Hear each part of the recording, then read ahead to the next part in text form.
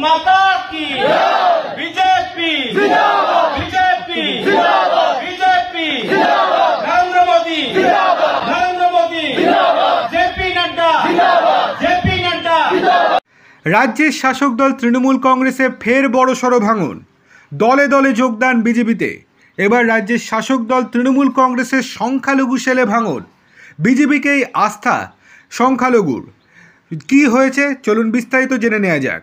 শনিবার হরিপাল এলাকার বেশ কয়েকজন সংখ্যালঘু সম্প্রদায়ের মানুষ আরামবাগ সাংগঠনিক জেলা বিজেপি কার্যালয়ের সামনে উপস্থিত হন এবং বিজেপির পতাকা হাতে তুলে নেন।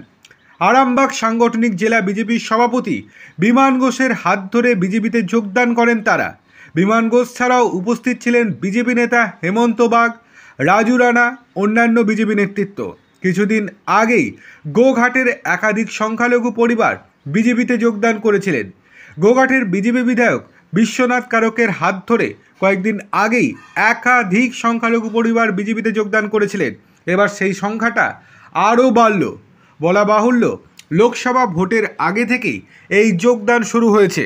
এর পরবর্তীতে যখন লোকসভা ভোটের ফলাফল বেরোয় তখন কিছুদিন চুপ থাকলেও ফের একবার তৃণমূলের সংখ্যালঘু কর্মী সমর্থকেরা আবার বিজেপিতে যোগদান করতে শুরু করেছে। অন্যদিকে এই ঘটনা নিয়ে তৃণমূলের সঙ্গে যোগাযোগ করা হলে তৃণমূল থেকে কোনো উত্তর দেয়নি।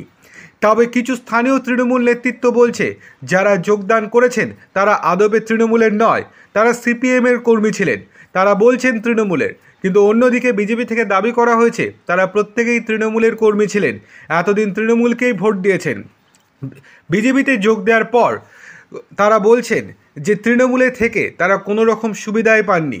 নরেন্দ্র মোদি দেশের উন্নয়নের জন্য কাজ করছেন, তার কাজে সামিল হওয়ার জন্যই বিজেপিতে যোগদান করলাম।